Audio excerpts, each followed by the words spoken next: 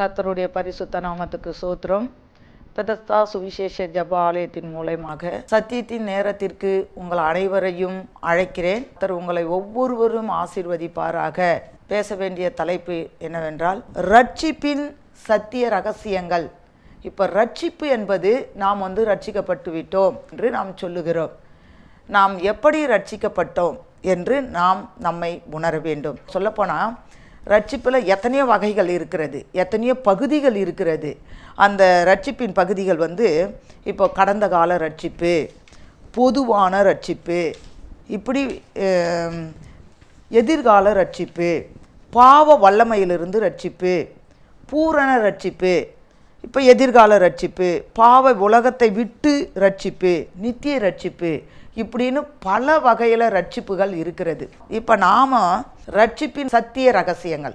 இப்போ இதில் கடந்த கால ரட்சிப்பு நம்ம எடுத்துப்போம். கடந்த கால ரட்சிப்புனா இப்போ யோவான் 3:18 என்ன சொல்லியிருக்கிறதுனா, அவரை விசுவாசிக்கிறவன் ஆக்கினைக்குள்ளாக தீர்க்கப்படான், விசுவாசியாதவனோ தேவனுடைய ஒரே பேரான குமாரனுடைய நாமத்தில் விசுவாசம் உள்ளவனாய் இராதபடியினால் அவன் ஆக்கினை தீர்ப்புக்குட்பட்டாயிற்று. இப்போது ரட்சிப்புன்னு சொல்கிறோம். இப்போ கடந்த கால ரட்சிப்பு அப்படின்னும் போது கடந்த காலத்தில் அவரை நாம் விசுவாசிக்கணும்.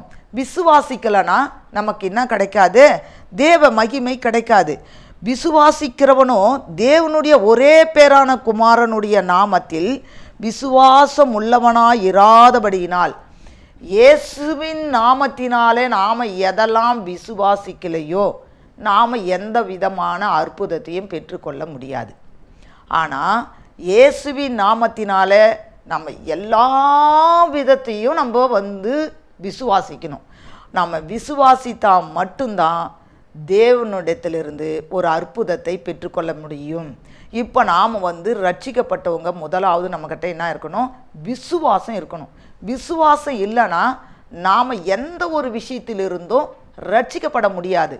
ரட்சிப்புனா விடுவிக்கிறது. நம்மளால் எதில் இருந்தும் நம்ம விடுதலை அடைய முடியாது, நம்ம விடுவிக்கப்பட முடியாது. அப்போது ஒரு பொதுவான ரட்சிப்பு, அதை பற்றி நான் சொல்கிறேன்.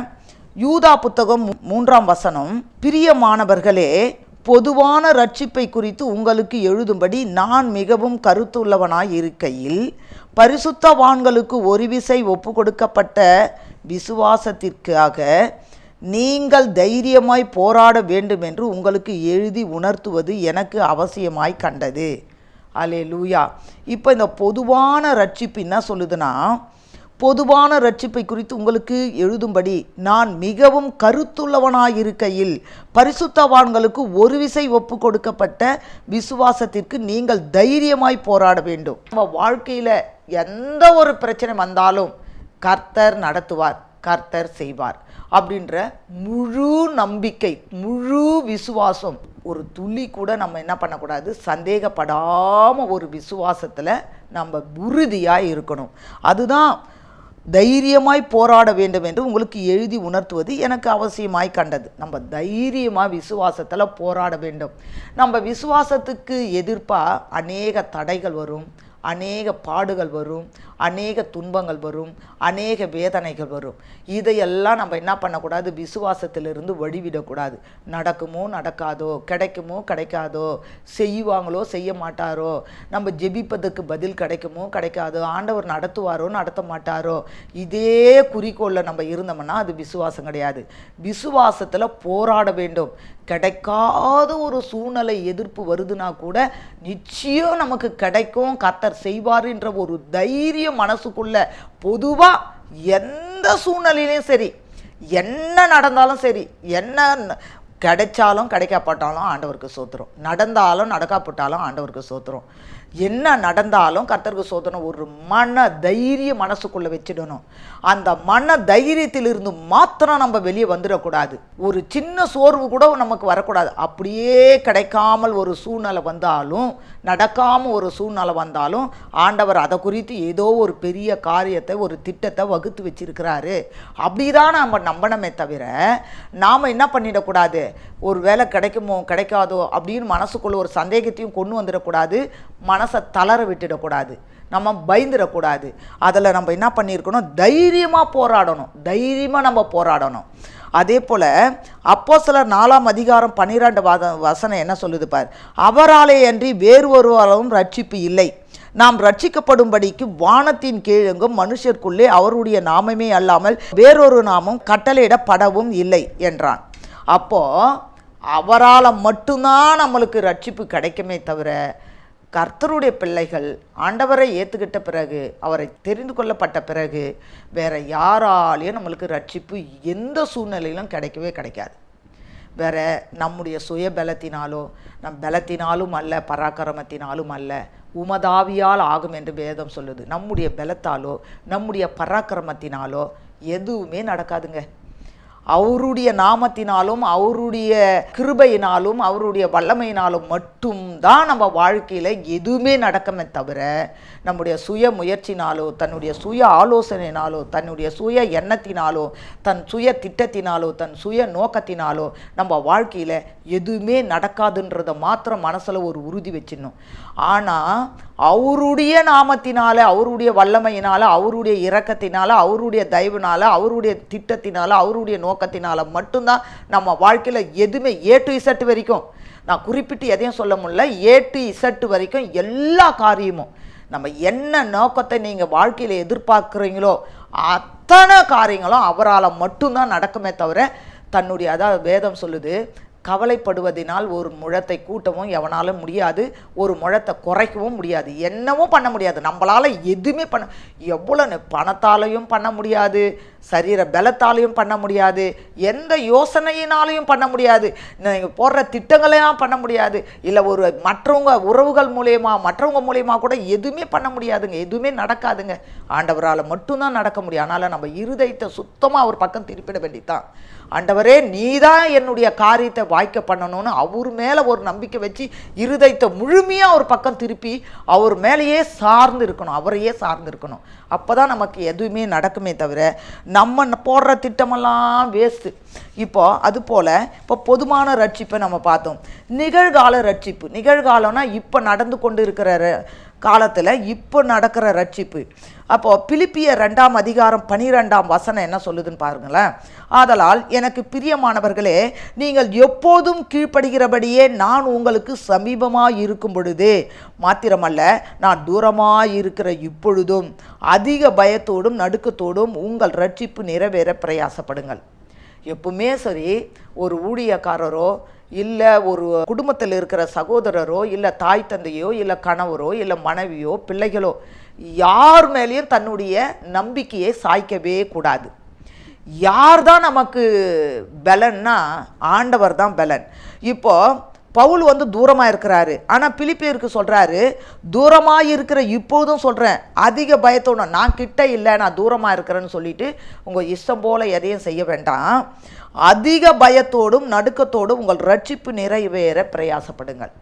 நாம் அதிக பயத்தோட, அவங்க இருக்கிறாங்க இவங்க இருக்கிறாங்க, அப்பா பார்த்துப்பாரு அம்மா பார்த்துப்பாங்க, இல்லை உடன் பிறந்தவங்க அண்ணன் தம்பி அவங்கெல்லாம் பார்த்துப்பாங்க, அவங்க மேலெல்லாம் நம்ம நம்பிக்கையை சாய்க்கவே கூடாது. என்ன தான் இருந்தாலும் பெத்த தாய் தகப்பனாக இருந்தால் கூட அவங்க மாமிசம்தான். மாமிசம் என்றைக்கும் ஜெயிக்காது. ஆவியானவருடைய வார்த்தையும் ஆவியானவருடைய திட்டங்களும் ஆவியானவருடைய நோக்கங்களும் ஆண்டவராகிய இயேசு கிறிஸ்துனுடைய இரக்கமும் அவருடைய தயவும் அவருடைய கிருபையும் மாத்ததான் நம்மளை தாங்கி தப்புவித்து வழி நடத்துமே தவிர மற்ற எந்த மாமிச உறவுகளும் நம்மளை தாங்காது, தப்புவிக்காது, விடுவிக்காது, எதையுமே நமக்கு செய்ய முடியாது. ஆண்டவரால் மட்டும்தான் எல்லா காரியத்தையும் நம்ம செய்ய முடியும். அதே போல் பாவ வல்லமையிலிருந்து ஒரு ரட்சிப்பு. எபிரேயர் 12ஆம் அதிகாரம் 1வது வசனம் என்ன சொல்லுதுன்னு பாருங்களேன். ஆகையால் மேகம் போன்ற இத்தனை திரளான சாட்சிகள் நம்மை சூழ்ந்து கொண்டிருக்க, பாரமான யாவற்றையும் நம்மை சுற்றி நெருங்குகிற பாவத்தை தள்ளிவிட்டு விசுவாசத்தை துவக்குகிறவரும் முடிக்கிறவருமாய் இருக்கிற இயேசுவை நோக்கி நமக்கு நியமித்திருக்கிற ஓட்டத்தில் பொறுமையோடு ஓடக்கடவோம். பார்த்தீங்களா, அது என்ன சொல்லுது பாருங்க. நம்மை சுற்றி நெருங்கி இருக்கிற பாவத்தை தள்ளிவிட்டு விசுவாசத்தை துவக்குகிறவரும் முடிக்கிறவரும். நமக்கு ஒரு விசுவாசம் இருக்குது, அந்த விசுவாசத்தை ஆரம்பிக்கிறவரும் அவர் தான், அந்த விசுவாசத்தை முடிக்கிறவரும் அவர் தான். நாம் சுய முயற்சினால சுய எண்ணத்தினால நம்ம எதையும் ஜெயிக்க முடியாதுன்னு நான் முன்னமே சொல்லிட்டேன். அப்போது அவரால் தான் என்ன பண்ண முடியும், எந்த காரியத்தையும் நடக்க முடியும். அப்போ எந்த காரியத்தையும் நடக்கணும்னா நம்ம என்ன பண்ணது? இப்போ வேதத்தில் ஒரு வார்த்தை சொல்லப்பட்டிருக்கிறது, முதலாவது தேவனுடைய ராஜ்யத்தையும் அவருடைய நீதியும் தேடுங்கள், மற்றவை எல்லாம் கூட கூட்டி கொடுக்கப்படும் சொல்லிட்டு. அதுபோல் நம்மளை நெருங்கி வர பாவங்கள், நமக்கு நியமிக்க இருக்கிற ஓட்டம், நம்ம விசுவாசத்தை துவக்குகிறவரும் முடிக்கிறவருமாய் இருக்கிற இயேசுவை நோக்கி என்ன பண்ணணும்னா, நம்மை சுற்றி நெருங்கி வர பாவத்தை தள்ளிவிட்டு, பாவத்தை மட்டும் இல்லை, பிரச்சனைகள் வரும், சண்டை வரும், உறவுகள் மூலயமா சண்டை வரும், சகோதரர் மூலயமா சண்டை வரும், நம்ம வேலையில் சண்டை வரும், நம்ம நினைக்கிற காரியம் நடக்காமல் போயிடும், நம்ம ஏதாவது செய்யணும்னு நம்ம திட்டமிட்டு இருக்கிற காரியம் நமக்கு அது கைகூடாமல் போயிடும். எல்லா சூழ்நிலையிலும் எப்போ எந்த பக்கம் திருப்பினாலும் நம்ம வாழ்க்கையில் நெருக்கம் தாங்க. இந்த நெருக்கத்தை எல்லாம் நம்ம என்ன பண்ணணும், நம்மளை சுற்றி எழும்புகிற எல்லா நெருக்கத்திலிருந்தும், எல்லா கட்டுகளிலிருந்தும், எல்லா சூழ்நிலையிலிருந்தும் நம்மளை விடுதலை ஆகணும் அப்படின்னா அது ஆண்டவரால் மட்டும்தான் முடியும். அப்போ நம்மளை சுற்றி எழும்புகிற எல்லா சூழ்நிலைகளையும் உதறி தள்ளிவிட்டு ஒரு மன தைரியத்தோடு நம்ம எழும்பி பிரகாசிக்கணும். நம்ம அவைகளை விட்டு நம்ம பாவம் கூட நம்மளை நெருக்க வரலாம். ஆண்டவருடைய விசுவாசத்தை விட்டு, அவர் மேலே வச்சுங்கிற நம்பிக்கை விட்டு வழுவி போகக்கூடிய அளவுக்கு பாவம் நம்மளை மேற்கொள்ளலாம். நம்ம விழுந்து போகக்கூடிய அளவுக்கு எத்தனையோ விதத்தில் நம்ம பாவம் செய்து விடலாம். ஒரு கோபத்தில் நமக்கு விரோதமாக யாரையாவது அடிச்சிடலாம், இல்லை மற்றவங்களை கொலை பண்ண வேண்டிய சூழ்நிலை வரும், அடிக்க வேண்டிய சூழ்நிலை வரும்.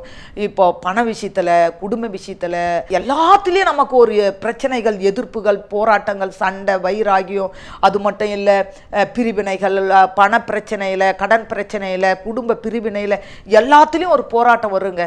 எல்லாத்துலேயும் நம்ம என்ன பண்ணணும், ஒரு அமைதியை கையாள வேண்டும். ஐயோ இது தவறு, இது இந்த பாவம், இதை நம்ம செய்யக்கூடாது, அதெல்லாம் உதறி தள்ளிட்டு ஆண்டவருக்காக நம்ம மன தைரியத்தோடு எதுவாக இருந்தாலும் ஆண்டவர் பார்த்துப்பார், என்னால் எதுவும் நடக்காது, அவரால் தான் நடக்கும் அப்படின்ற ஒரு மன தைரியம் நமக்கு இருந்தால் மட்டும்தான் எதையுமே நம்ம ஜெயிக்க முடியும். இல்லைன்னா நம்மளால் ஜெயிக்க முடியாது. அதே மாதிரி பூரணப்படணும், ரட்சிப்புல ஒரு பூரணம் வேணும். அதாவது ஏசாயா 33:6 வசனம் என்ன சொல்லுதுன்னா, பூரண ரட்சிப்பும் ஞானமும் அறிவும் உன் காலங்களுடைய உறுதியாக இருக்கும், கர்த்தருக்கு பயப்படுதலே அதன் பொக்கிஷம். நமக்கு ஒரு பொக்கிஷம், நம்மளுக்கு ஒரு தேவை நடக்கணும்னா, நம்மளுடைய காரியம் நிறைவேறணும்னா அவருக்கு நம்ம பயப்படணுங்க. கர்த்தருக்கு பயப்படாமல் எந்த ஒரு காரியத்தையும் செய்ய முடியாது. ஒருத்தன் கடன் கொடுக்கணும், அவன் கொடுக்கவே மாட்டான், அவனை போய் அடிச்சிட்டு வந்துட்டேன், அதனால பணம் அவங்ககிட்ட இருந்து வாங்கிட முடியுமா? ஒரு காலம் வாங்க முடியாது, பாவம் தான் பெருகும். அப்போது கடவுளுக்கு நம்ம பயப்படணும். அது மாதிரி அடிக்கக்கூடாது. சரி, வாயால் தூஷணமாக பேசிட்டேன், அது மாதிரி பேசினா அந்த பணம் வந்துடுமா? இல்லை. அதே மாதிரி குடும்பத்தில் கூட கணவன் மனைவிக்குள்ள மனைவி அடிச்சிட்டா அது சீராயிடுமா? வராது. அந்த பொறுமையாக இருந்து கர்த்தருக்கு பயப்படணும். எப்படி பயப்படணும்? ஐயோ இந்த சூழ்நிலை அடிச்சிட்டா நம்மளுக்கு இந்த காரியம் நடந்துடாது, திட்டா நம்மளுக்கு இந்த காரியம் நடந்துடாது, பேசிட்டா இது நடந்துடாது அப்படின்றதெல்லாம் நம்ம மனசில் ஒரு பயத்தை நாம் உருவாக்கிக்கணும். இது பாவமாச்சே, இது கர்த்தருக்கு விரோதமான காரியமாச்சே அப்படின்னு. அந்த கடன் பிரச்சனையாக இருந்தாலும் சரி, குடும்ப பிரச்சனையாக இருந்தாலும் சரி, சரீர பிரச்சனையாக இருந்தாலும் சரி, உறவுகள் பிரச்சனையாக இருந்தாலும் சரி, நண்பர்கள் பிரச்சனையாக இருந்தாலும் சரி, வேலை செய்கிற இடத்துல பிரச்சனையாக இருந்தாலும் சரி, பக்கத்து வீட்டில் பிரச்சனையாக இருந்தாலும் சரி, நம்ம ஜெபத்தால் மட்டும்தான், ஆண்டவருக்கு பயப்படுகிற பயத்தால் மட்டும்தான் நம்ம எதையுமே சாதிக்க முடியும்.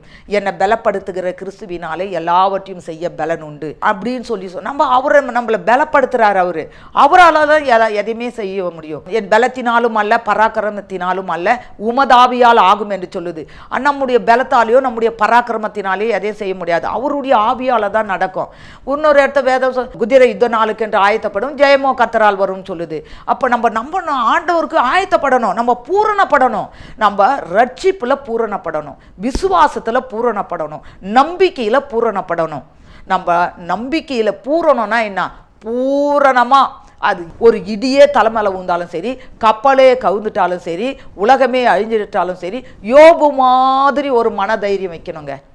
அப்படி ஒரு மனதைரியம் வச்சா மட்டும்தான், ஒரு தைரியம் நமக்குள்ளே இருந்தால் மட்டும்தான் நமக்கு என்ன பண்ண முடியும்? பூரணம் அடைய முடியும். பூரணம் அடைஞ்சாதான் அது ரட்சிப்பு. பூரணம் அடையாமல் உலகத்தில் இருக்கிற அனலாவும் இல்லாமல் குளிராகவும் இல்லாமல் வெதுப்பாக இருந்தால் நம்மளை என்ன பண்ணிடுவார்? வாந்தி பண்ணிட்டு போடுவார். வாந்தி பண்ணி போடுறதுனா என்ன? தள்ளிடுவார். தள்ளிடுவார். என்கிட்ட நீ விசுவாசமே இல்லை, சும்மா ஆண்டவரே ஆண்டவரேன்னு சொல்லிட்டு அதுக்கப்புறம் ஒரு நம்பிக்கையே வைக்காம, ஒரு விசுவாசமே வைக்காம நம்ம பாட்டுக்குன்னு பாவமும் செய்யணும், நன்மையும் கிடைக்கணும்னா எப்படி கிடைக்கும்? நீ பரிசுத்தமாக இருந்தால் மட்டும்தான் நன்மை கிடைக்கும், வெற்றி கிடைக்கும். நமக்கு தோல்வியிலிருந்து ஜெயிக்க முடியும், நமக்கு ஒரு வெற்றியை பெற்றுக்கொள்ள முடியும். இல்லை ஆண்டவருக்கு பிரியமாக வாழ்ந்தால் மட்டும்தான் நம்ம பூரணம் அடைய முடியும். பூரணம் அடைஞ்சாதான். என்னத்தில் பூரணம் அடையணும்? ஞானத்திலையும் அறிவிலையும் உன் காலங்களுடைய உறுதியாக இருக்கும் கர்த்தருக்கு பயப்படுதலே அதின் பொக்கிஷம். நீ எல்லா விதத்துலேயும் கர்த்தருக்கு பயப்படணுங்க. பேசுகிற வார்த்தையில் கர்த்தருக்கு பயப்படணும், நம்ம யோசிக்கிற எண்ணங்களில் கர்த்தருக்கு பயப்படணும், நம்ம போகிற இடம் சரியான இடத்துக்கு போகிறோமா, நம்ம செய்கிற காரியம் சரியான காரியத்தை செய்கிறோமா, நம்ம நடந்துக்கிற விதம் சரியாக இருக்குதா, நம்ம யோசிக்கிறது சரிதானா, நம்ம பேசுறது சரிதானா, நம்ம ஒரு காரியத்தை செய்கிறோமே இது சரிதானா, எல்லாத்துலேயும் கடவுளுக்கு பயந்து பயந்து அவரை கேட்டு கேட்டு அவருடைய வழியில் நம்ம நடக்கிறோமா, நம்ம காலையில் ஜெபிக்கிறோமா, நம்ம வேதத்தை வாசிக்கிறோமா, அவரை நோக்கி பார்க்குறோமா, அவரை கேட்டு நம்ம போகிறோமா, அவரை கேட்டு நம்ம செய்கிறோமா, எல்லாத்தையும் ஆண்டவரை நம்மோடு கூட இணைச்சிக்கணுங்க. ஆண்டவரை நம்மோடு இணைச்சி நம்ம பாவத்துக்கு பயந்து நீதியை கடைபிடிக்கணும். அப்போ தான் நம்ம பூரணம் அடைய முடியும். நம்ம பூரணம் அடைஞ்சாதான் நம்ம வாழ்க்கையில் எதையுமே செய்ய முடியும். ரட்சிப்பில் பூரணம் அடையணும், விசுவாசத்தில் பூரணம் அடையணும், நம்பிக்கையில் பூரணம் அடையணும். நான் நம்புகிறேன், நான் விசுவாசிக்கிறேன் அப்படின்னு சொல்லிட்டு நடக்குமோ நடக்காதோ அப்படின்னு நினச்சின்னா அது பூரணம் கிடையாது. நான் விசுவாசமாக இருக்கிறேன், நான் கர்த்தருடைய பிள்ளையாக இருக்கிறேன் அப்படின்னு சொல்லிட்டு நீ ஒருத்தரை போய் திட்டுறனா அது பூரணம் கிடையாது. நான் நம்பிக்கையில் இருக்கிறேன், நான் விசுவாசத்தில் இருக்கிறேன், இயேசு கிறிஸ்து ஏற்றுக்கிட்டேன் அப்படின்னு சொல்லிட்டு ஒருத்தரை போய் அடிக்கிறேன்னா அது பூரணம் கிடையாது. நான் விசுவாசிக்கிறேன், நான் இயேசு கிறிஸ்து பிள்ளை, நான் சர்ச்சுக்கு போகிறேன், பைபிள் படிக்கிறேன், நான் ஜெபிக்கிறேன் அப்படின்னு சொல்லிட்டு நீ விஷம் போல் நடந்தினா எல்லா பழக்கமும் சரீர விதமான குடி பழக்கம், சிகரெட் பழக்கம், பீடி பழக்கம், இப்படிப்பட்ட கஞ்சா பழக்கம், இப்படிப்பட்ட சரீரத்தின் பிரகாரம் அந்த பழக்கங்கள்லாம் அது பூரணம் கிடையாது. ஒரு சிலர் சர்ச்சுக்கு போவாங்க, ஆனால் குடி பழக்கத்தை விட மாட்டாங்க. ஒரு சிலர் ஆலயத்துக்கு போவாங்க, பைபிள் படிக்கவாங்க, ஜெபிப்பாங்க, சண்டை பழக்கத்தை விட மாட்டாங்க. சண்டையும் போடுவாங்க, சர்ச்சுக்கும் போவாங்க, வேதத்தையும் வாசிப்பாங்க, பைபிளும் படிப்பாங்க, ஜெபிக்கவும் செய்வாங்க, ஆனால் சண்டையை விட மாட்டாங்க. ஒரு சிலர் என்ன பண்ணுவாங்க, கெட்ட வார்த்தை பேசுவாங்க, ஆனால் பைபிளும் படிப்பாங்க, ஜெபத்துக்கும் போவாங்க, ஆலயத்துக்கும் போவாங்க. அப்போனா நீ பூரணம் அடையலை. பூரணம் அடையலைன்னா நீ ரட்சிக்கப்படலை. அப்போ ரட்சிக்கப்படலைன்னா நீ பரலோகம் போக முடியாது. முதல்ல ரட்சிக்கப்படணும், ரெண்டாவது பூரணம் அடையணும், மூணாவது நித்தியத்துக்கு போகணும். அடுத்தது எதிர்கால ரட்சிப்பு. அதில் எபேசி 1:14 என்ன சொல்லுது பாருங்க, அவருக்கு சொந்தமானவர்கள் அவருடைய மகிமைக்கு புகழ்ச்சியாக மீட்கப்படுவார்கள் என்பதற்கு ஆவியானவர் தம்முடைய சுதந்திரத்தின் ஆச்சாரமாயிருக்கிறார். அவருக்கு சொந்தமானவர்கள் அவருடைய மகிமைக்கு புகழ்ச்சியாக மீட்கப்படுவார்கள். அப்போ அவருக்கு சொந்தமானவர் யாரு? நாம தான் அவருக்கு சொந்தமானவர். அப்ப நாம அவருக்கு சொந்தமான எப்படி? அவருக்கு பிரியமா வாழ்ந்தாதான் அவருக்கு நம்ம சொந்தமாக முடியும். அவருக்கு பிரியமாக வாழாத போது ஆண்டவராகிய இயேசு கிறிஸ்துக்கு நாம சொந்தமாக முடியாது. அப்ப அவருக்கு சொந்தமாகலனா என்ன பண்ண மாட்டாரு? அவருடைய மகிமைக்காக புகழ்ச்சிக்காக நம்ம எந்த விஷயத்திலிருந்தும் நம்மளை மீட்க மாட்டாரு. அவருக்கு பரிசுத்தமாக இருக்கணும், அவருக்கு பிரியமாக இருக்கணும், அவரோடு இணைந்து இருக்கணும், விசுவாசத்தில் உறுதியாக இருக்கணும்.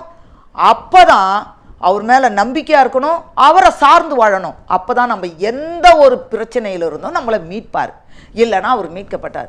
நம்மளை மீட்கும் பொருளாகத்தான் பரத்தில் இருந்த ஒரு பூமிக்கு இறங்கி வந்தார். நம்மளை மீட்பதற்காக, நம்மளை விடுவிப்பதற்காக, நம்மளை ரட்சிப்பதற்காக தான் இந்த பூமிக்கு வந்தார். தன்னையே அவர் அர்ப்பணித்தார். அவருடைய ரத்தத்தினால நம்ம மீட்புண்டு. அப்போது அவருக்கு நம்ம சொந்தக்காரராக இல்லைன்னு வச்சுக்க, நம்மளுக்கு மீட்பு எப்படி அவருக்கு சொந்தக்காரராக இருக்க முடியும்னா, இந்த வேதம் சொல்லுது பற்றியா, இந்த சட்டத்தின் பிரகாரம் நம்ம நடக்கணும். அப்போ தான் நம்ம என்ன பண்ண முடியும்? அவருக்கு சொந்தக்காரராக மாற முடியும். அவருக்கு சொந்தக்காரராக நம்ம மாறினாத்தான் அவருடைய மகிமைக்கு புகழ்ச்சியாக மீட்கப்படுவார். அவருடைய மகிமைக்கு தாவீதை பார்த்து சொன்னார், இருதயத்துக்கு ஏற்ற மகன் சொன்னார். தாவீது செய்யாத பாவம், ஐயோ பயங்கரமான துரோகம் செஞ்சார், கொலை பண்ணார், ரத்தத்தை சிந்தினார், விபச்சாரத்தில் இறங்கினார், எவ்வளோ தவறுகளை செஞ்சார். ஆனால் அவரை ஏன் இருதயத்துக்கு ஏற்றவன்னு சொல்கிறாரு இந்த ஆண்டவர்? அவர் தன்னுடைய இருதயத்தை உடைச்சி தன்னை இன்னும் கழுவினார், சுத்திகரித்தார். அவருடைய பாதத்தில் அவருடைய நாமத்தால் தன்னை சுத்திகரித்தார். என்னை சுத்திகரிக்க உம்முடைய நாமம் மட்டும்தான் முடியும். என்னை விடுவிக்க உம்முடைய நாமம் மட்டும்தான் முடியும். உம்முடைய நாமத்துக்கு விரோதமாக நான் இந்த பாவம் செய்த, இந்த நாமத்துக்கு விரோதமாக இந்த குற்றத்தை செய்த, இந்த தவறை செய்த, இந்த மீறுதல் அடைஞ்ச அப்படின்றத சொல்லி சொல்லி சொல்லி சொல்லி சொல்லி அவருடைய நாமத்தால் அவரை சுத்திகரிச்சுக்கிட்டார். அவரை சுத்திகரிச்சுக்கினதுனால தான் அவர் இருதயத்துக்கு ஏற்றவராக மாறினார். இன்றைக்கு நாம் யாருமே பாவம் செய்யாதவங்க யாருமே கிடையாதுங்க. அப்போ பாவம் செய்துட்டோம்னா கூட அடுத்த நிமிஷமே நம்மளை சுத்திகரிக்கணும், ஒவ்வொரு நொடியும் நம்மளை சுத்திகரிக்கணும். ஐயோ, நம்முடைய இருதயம் நம்மளோடு பேசிக்கிட்டே இருக்கும், நம்ம மனசாட்சி பேசிக்கிட்டே இருக்கும், இந்த தவறு செஞ்சிட்டோமே, அந்த தவறு செஞ்சிட்டோமே. அப்போ உடனே உடனே உடனே அவருடைய ரத்தத்தால் நம்ம கழுவி கழுவி நம்மளை பரிசுத்தப்படுத்தி அவருடைய ஆண்டவராகிய இயேசு கிறிஸ்து இந்த இருதயத்தில் அவர் சிங்காசனமாக வாசம் பண்ணுற அளவுக்கு அவருக்கு இடம் கொடுக்கும் போது நம்மளை அவர் மீட்பார். அவருடைய மகிமைக்கு புகழ்ச்சியாக மீட்கப்படுவார். நாம் அவர் மீட்கணும் அப்படின்னா அவருக்கு பிரியமாக வாழ்ந்தாதான் நம்மளை மீட்பார். இல்லைன்னா அவருக்கு சொந்தக்காரராக வாழாத போது நம்மளை மீட்க மாட்டார். அதே போல் நித்திய ரட்சிப்பு, தாம் பூரணரான பின்பு தமக்கு கீழ்ப்படுகிற யாவரும் நித்திய ரட்சிப்பை அடைவதற்கு காரணராகி. எபிரேயர் 5:9 இப்படி சொல்லப்பட்டு இருக்கிறது. நம்ம என்ன பண்ணணுமா, அவருக்கு நாம் பூரணம் அடையணும். பூரணரான பின்பு தமக்கு கீழ்ப்படுகிற யாவரும் நித்திய ரட்சிப்பை அடைவதற்கு காரணராகி. அவருக்கு கீழ்ப்படுகிற, அவருக்கு பயப்படுகிற, அவருடைய வழியில் நடக்கிற அனைவருக்கும் என்ன கிடைக்குமா, நித்திய ரட்சிப்பு கிடைக்கும். நித்திய ரட்சிப்பு நம்ம அப்போதான் நம்ம நித்திய ரட்சிப்புனா நித்தியத்துக்கு போக முடியும், பரலோகத்துக்கு போக முடியும். இல்லைன்னா நாம் போகவும் முடியாது. அவருடைய வழியில் நடக்காமல் நான் நிறைய முறை ஆண்டவர் ஆசீர்வதிப்பார், ஆண்டவர் ஆசீர்வதிப்பார், உன்னை வாளாக்காமல் கீழாக்குவார், உன்னை மேலாக்காமல் தலையாக்காமல் உன்னை கீழாக்குவார், இப்படின்னு ஆசீர்வாதத்தை பற்றியே நான் எனக்கு எப்பவுமே கூற மாட்டேன். உன்னை ஆசீர்வதிப்பார், உன்னை வாளாக்காமல் தலையாக்குவார், உன்னை கீழாக்காமல் மேலாக்குவார், இப்படின்னு நான் சொல்லிக்கின்னு இருக்கிறத விட நாம் ஆண்டவருக்கு பிரியமாக வாழ்ந்துட்டோன்னு வச்சுக்கேன், ஆட்டோமேட்டிக்காக நமக்குள்ளே அவர் வாழ்வாருங்க. நாம் அவருக்கு பிரியமாக வாழாத போது ஆட்டோமேட்டிக்காக நமக்கே தெரியாது அவர் வெளியே போயிடுவாருங்க. அதனால தாங்க இன்றைக்கி ஜனங்க எவ்வளோதான் ஜோம் பண்ணாலும் எனக்கு அற்புதம் நடக்கலையே, நான் ஜெபிச்சேன் அற்புதம் நடக்கலை, ஜெபிச்சேன் அற்புதம் நடக்கலை. எப்படி அற்புதம் நடக்கும்? அவர் சிங்காசனத்தில் வாழ வைக்கணும். இதுதான் இருதயம் தான் அவருடைய சிங்காசனம். இங்கே அவரை வாழ வச்சாதாங்க நமக்கு அற்புதம் நடக்கும். இன்னொரு வசனத்தை சொல்லி முடிக்கிறேன். வெளிப்படுத்தல் 14:4 ஸ்திரீகளால் தங்களை கரைப்படுத்தாதவர்கள் இவர்களே, கற்புள்ளவர்கள் இவர்களே, ஆட்டுக்குட்டியானவர் எங்கே போனாலும் அவரை பின்பற்றுகிறவர்கள் இவர்களே, இவர்கள் மனுஷரிலிருந்து தேவனுக்கும் ஆட்டுக்குட்டியானவருக்கும் முதற் பலனாக மீட்டு கொள்ளப்பட்டவர்கள். இப்போ என்ன சொல்ல, தங்களை கரைப்படுத்தாதவர்கள் இவர்களே, கற்புள்ளவர்கள் இவர்களே, ஆட்டுக்குட்டியானவர் எங்கே போனாலும் அவரை பின்பற்றுகிறவர்கள் இவர்களே, இவர்கள் மனுஷரிலிருந்து தேவனுக்கும் ஆட்டுக்குட்டியானவருக்கும் முதற் பலனாக மீட்டு கொள்ளப்பட்டவர்கள். அல்லேலூயா! எவ்வளோ அருமையான வார்த்தை பாருங்களேன். இந்த வார்த்தை தங்களை கரைப்படுத்தாதவர்கள் இவர்களே. நம்ம கரை திரை அற்றவர்களாய் வாழ வேண்டும். நமக்கு என்ன பண்ணால் கரைப்படுக்கூடாது, பாவம் செய்யக்கூடாது, கற்புள்ளவர்களாய் வாழ வேண்டும். நம்ம வார்த்தையில் கற்பு இருக்கணும், நம்ம இருதயத்தில் கற்பில் இருக்கணும், நம்ம செய்கிற செயலில் கற்பு இருக்கணும். அதாவது தங்களை கரைப்படுத்தாதவர்கள் அப்படின்னா, கரைப்படுத்தாதவர்கள் அது மாத்திரம் இல்லை, ஆட்டுக்குட்டியானவர்னா ஆண்டவராகிய இயேசு கிறிஸ்து. அவர் எங்கே போனாலும் நம்ம இருதயம் அவர் பின்னால் தான் போகணும், நம்ம சரீரம் இல்லை. நம்ம இருதயத்தை தான் அவர் பார்க்குறாரு, இருதயத்தை தான் நோக்கி பார்த்துங்கிறாரு. நம்ம இருதயம் அவரையே நோக்கி பார்க்கணும். ஏனோக்கு மாதிரி அவரோடு கூட நம்ம இருதயம் சஞ்சரிக்கணும். ஏனோக்கு ஆண்டவரோடு கூட நடக்கலை, ஏனோக்குடைய இருதயம் தான் அவரோடு கூட வாசம் பண்ணுச்சு. அதனால தான் நம்ம என்ன பண்ணோம், ஆட்டுக்குட்டியானவர் எங்கே போனாலும் அவரை பின்பற்றுகிறவர்களாக இருக்கணும். அவரோடு கூட நம்ம இருதயம் சார்ந்து இருக்கணும். இவர்கள் மனுஷரிலிருந்து தேவனுக்கும் ஆட்டுக்குட்டியானவருக்கும் முதற் பலனாக இப்படிப்பட்டவர்களை தான் என்ன பண்ணுவார், முதற் பலனாக மீட்டு கொள்வார். அப்போ தான் நம்ம என்ன பண்ண முடியும், ஆண்டவரோடு கூட இணைந்து வாழ முடியும். நம்ம வாழ்க்கையில் தவறுகளை முதல்ல விட்டு விலகணுங்க, பாவத்தை விட்டு விலகணுங்க, அவிசுவாசத்தை விட்டு விலகணுங்க, பரிசுத்தத்துக்கு பயந்து பரிசுத்தத்தை கடைபிடிச்சு வாழணுங்க. அப்போது தான் நம்ம அவரோடு கூட வாழ முடியும். நம்ம வாழ்க்கையில் அற்புதத்தை பெற்றுக்கொள்ள முடியும், வெற்றியை காண முடியும், சமாதானத்தை காண முடியும், சந்தோஷத்தை காண முடியும், மகிழ்ச்சியை காண முடியும். வேதத்தில் என்னென்ன சொல்லுதோ அத்தனையும் நம்ம கடைபிடிக்கணுங்க. ஒரு விதவைகளாக இருக்கிறவங்கள நேசிக்கணும், அனாதையாக இருக்கிறவங்களுக்கு உதவி செய்யணும், தர்மம் செய்யணும், இந்த வாயால் பொய் பேசக்கூடாது. இப்படி நிறைய விஷயங்களை நம்ம வாழ்க்கையில் எப்படியெல்லாம் வாழணுன்றத இந்த சட்டம் தான் சொல்லுது. இந்த சட்டத்தின் பிரகாரம் நீங்கள் வாழ்ந்துட்டா போதும், தன்னுடைய மனதை திருப்பினா போதும், ஆட்டோமேட்டிக்காக ஆண்டவர் உங்களை எங்கேயே எடுத்து போய் உட்கார வச்சிடுவார். ஆனால் அவருக்கு பயப்படாமல் வாழும்போது எதுவுமே நடக்காது. ஜெபம் பண்ணாலும் நடக்காது, நம்ம பைபிள் படித்தாலும் நடக்காது, ஆலயத்துக்கு போனாலும் நடக்காது. ஆலயத்துக்கு போகிறவங்க ஒரு சாட்சியாக வாழணும், ஜெபம் பண்ணுறவங்க ஒரு சாட்சியாக வாழணும், பைபிள் படிக்கிறவங்க சாட்சியாக வாழணும். இப்போது நான் ஒரு சாட்சி சொல்கிறேன். வீட்டு பக்கத்தில் என்ன பண்ணுவாங்கன்னா, நான் வெளியே போனேன்னு வச்சுக்க, ஏசாக்கா வராங்க, ஏசாக்கா வராங்க, ஏசாக்கா வராங்கன்னு சொல்லுவாங்க. ஏசாக்கா அப்படின்னா, ஏப்பா என்னை ஏசாக்கான்னு பேர் வச்சு கூப்பிட்றீங்கன்னா, நீங்கள் இயேசுவை வணங்குறீங்க, அதனால உங்களை ஏசாக்கான்னு கூப்பிட்றோம். அப்படி தான் கூப்பிடுவாங்க, ஏசாக்கா வராங்க, ஏசாக்கா வராங்கன்னு சொல்லிட்டு. ஏன்னா நாம் அதுலேயே நம்ம ஊழியம் செய்துறோம், அதுவே நமக்கு ஒரு ஊழியம். அப்போ மற்றவங்க நம்ம இயேசு கிறிஸ்துவை வணங்குறதும் அவருடைய வழியில் நடக்கிறதும் அடுத்தவங்களுக்கு நம்ம சாட்சியாக வாழும்போது அவங்க நம்மளை பார்த்து, அவங்க கிறிஸ்துவம்பா, அவங்க சர்ச்சுக்கு போகிறவங்க, அவங்க சண்டை போட மாட்டாங்க, அவங்க திட்ட மாட்டாங்க, அவங்க ஏதாவது தவறுன்னு வந்தாங்க அவங்க எதுவும் பேச மாட்டாங்க அப்படின்ற மாதிரி மற்றவங்க நம்மளை குறித்து சாட்சி கொடுக்கணும். அது மாதிரி வாழ்க்கை வாழணும். ரெண்டாவது, கர்த்தர் நம்மளை குறித்து சாட்சி கொடுக்கணும். கர்த்தர் எப்படி உலகத்தாரும் நம்மளை குறித்து சாட்சி கொடுக்கணும், நம்மளை குறித்து நம்முடைய இருதயம் சாட்சி கொடுக்கணும். அந்த இருதயத்தில் ஆண்டவர் இருந்தார்னா அவர் சாட்சி கொடுப்பார். அவர் அதுதான் தாவீதுக்கு என் இருதயத்துக்கு ஏற்ற மகன் சாட்சி கொடுத்தாரு. அதே போல் கர்த்தர் நம்மளை குறித்து சாட்சி கொடுக்கணும், உலகத்தாரும் நம்மளை குறித்து சாட்சி கொடுக்கணும். அந்த சாட்சி உள்ள வாழ்க்கை நம்ம வாழும்போது தான் நம்ம வாழ்க்கையில் விசுவாசமும் சரி, நம்பிக்கையும் சரி, எல்லாமே நம்மளுக்கு ஒரு வெற்றியை கொடுக்கும்னு சொல்லி என் நேரத்தை முடிக்கிறேன். God bless you. கர்த்தர் உங்கள் அனைவரையும் ஆசீர்வதிப்பாராக. ஒரு சின்ன ஜெபம். கர்த்தாவே, வசனங்களை கேட்டு, இந்த வார்த்தைகளை கேட்டு, இந்த சத்தியத்தின் நேரத்திலே அமர்ந்து இந்த சத்தியத்தை அறிந்த ஒவ்வொரு பிள்ளைகளுடைய வாழ்க்கையில ஒரு விசுவாசத்தில் உறுதியாக இருக்க, நம்பிக்கையில் உறுதியாக இருக்க, அசட்டை பண்ணாதபடி, முறுமுறுக்காதபடி, ஆண்டவரே கிறிஸ்தவர்கள் என்பதற்கு ஒரு சாட்சி உள்ள வாழ்க்கை வாழ ஆண்டவரே அனைவரையும் உடைய கரத்தில் ஒப்பு கொடுக்கிறேன். தேவன் தாமே பொறுப்பெடுப்பீராக, ஆசீர்வதிப்பீராக. இயேசு கிறிஸ்து மூலம் ஜெபம் கேளும் ஜீவனுள்ள நல்ல பிதாவே. ஆமேன், ஆமேன், ஆமேன். God bless you.